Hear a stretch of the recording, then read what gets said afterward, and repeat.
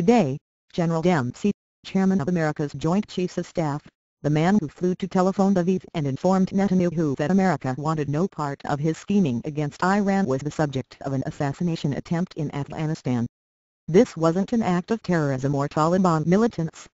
It was a mob hit against someone who failed to kiss the feet of Netanyahu.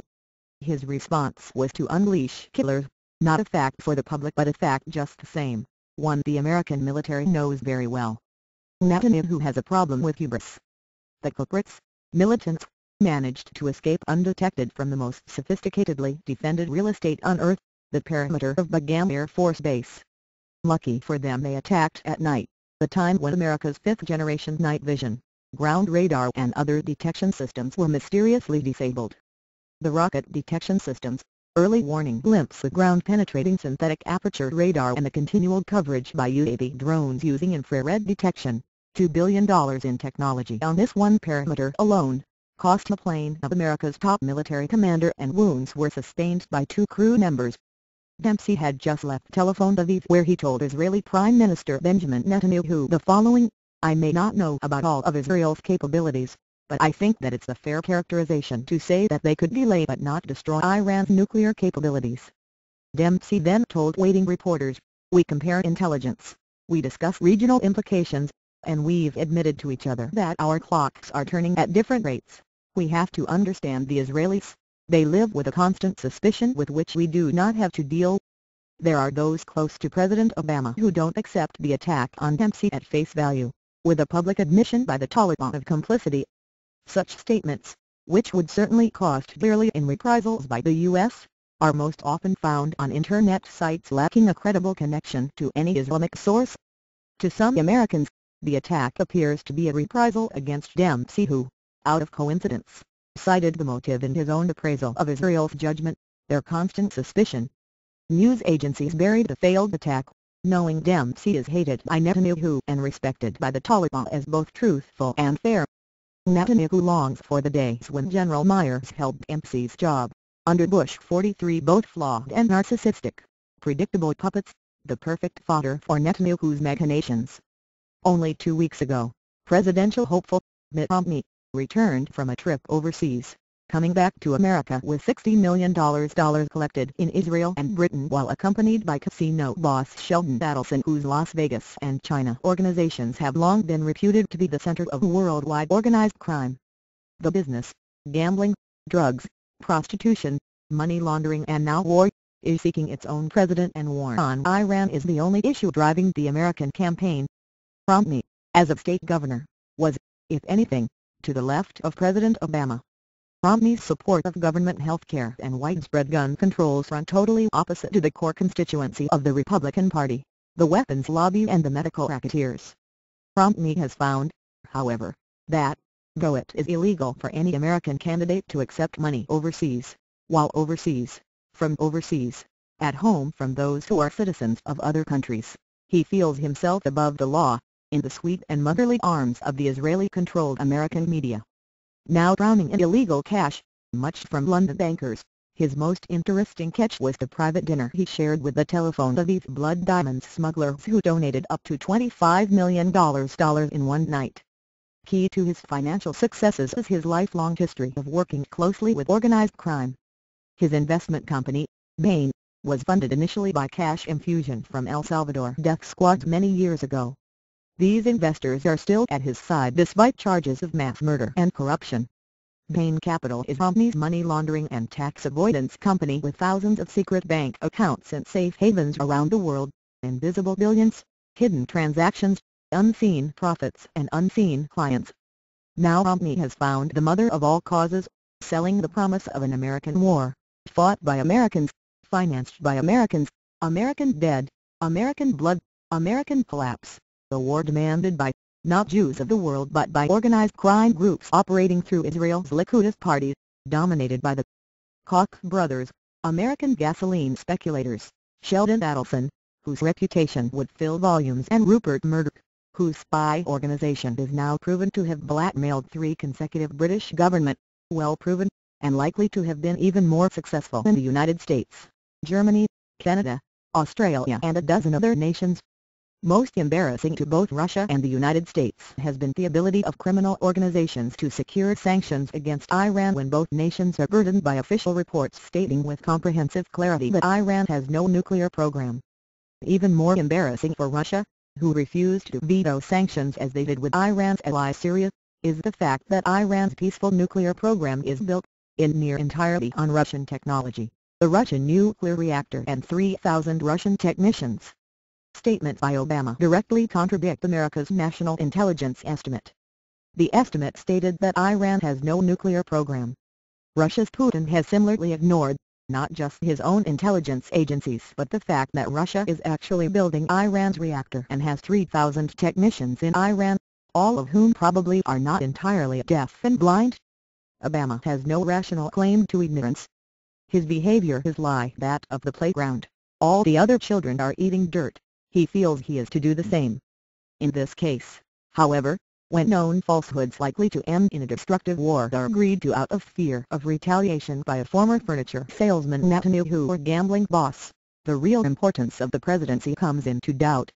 The problem no one will mention is the behavior of Putin in Telephone Aviv, backing Netanyahu's claims of Iran's violation of voluntary agreements based on no facts other than the statements of one of the world's best-known pathological liars.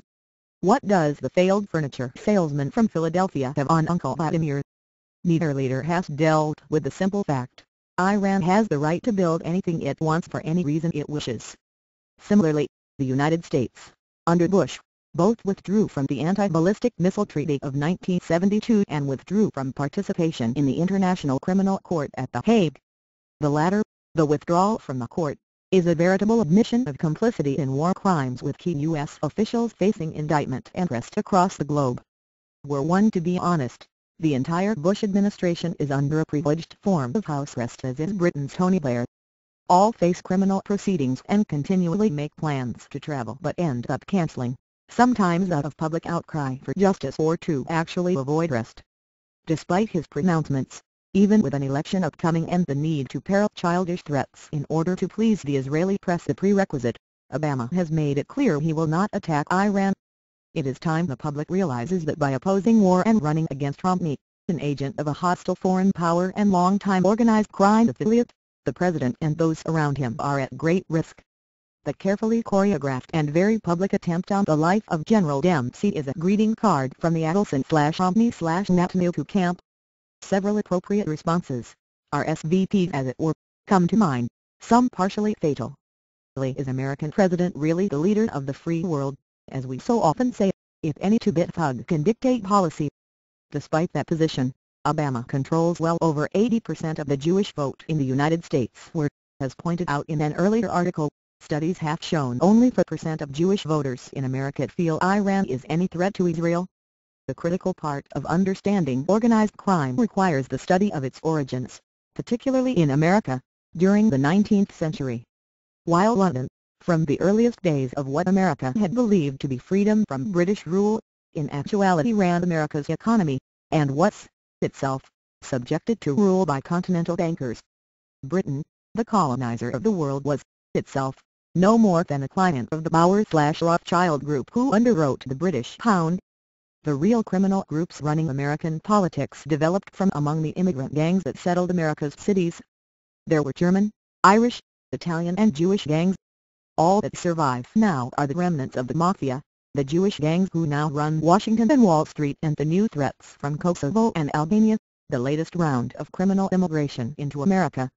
With the full cooperation of FBI Director Hoover, tasked with protecting America from criminal organizations, the government stood aside while every aspect of American life, every necessity from water to electricity to medicine, leaving nothing out, came under assault by criminal groups grown fat on profiteering from war, narcotics and, during the Prohibition years, the sale of illegal alcohol. For decades, America's media has been tasked with blaming all ills on Italian Americans and corrupt trade unions, while America has been little but a colony of key European banking families who created wars, suppressed technologies, manipulated currencies, raised and crushed stock markets and national economies and, in the end, became as a hydra, the multi-headed beast of Greek mythology, ruling all. What drew Adelson, Romney and even Putin to Israel at this critical time as the world sits on the brink of nuclear war over Syria is simple. We are again reminded of Putin's visit to Israel. No Israeli citizen was spoken to. No public concerns were addressed. No, a visit to Israel is a visit to the safe haven for worldwide organized crime that controls and manages the vast and endless wealth of the Russian continent as easily as it runs Britain to war dances its Washingtonian puppets into discarding laws and traditions and becoming a surrogate bully, not for a nation but for an international criminal conspiracy. The language of politics must be replaced with the language of crime as the solutions to what are misconstrued as political problems are and have long been responses to the depredations of criminal organizations. It isn't as though Iran were the only target, simply the public target where control of the United Nations Security Council can be exercised, the demonstration of the raw power of evil. The mistake made by so many is to use principles of geopolitics to describe the world condition, the continual entropy, the centralization of wealth and the rapid deterioration of human rights as wars rage without end. Even the educated classes, searching for patterns and rationales to explain how $1,000 trillion represented by derivative debt could encumber all the world's currencies, the staggering amount created by an unseen hand through a process none have yet been able to describe.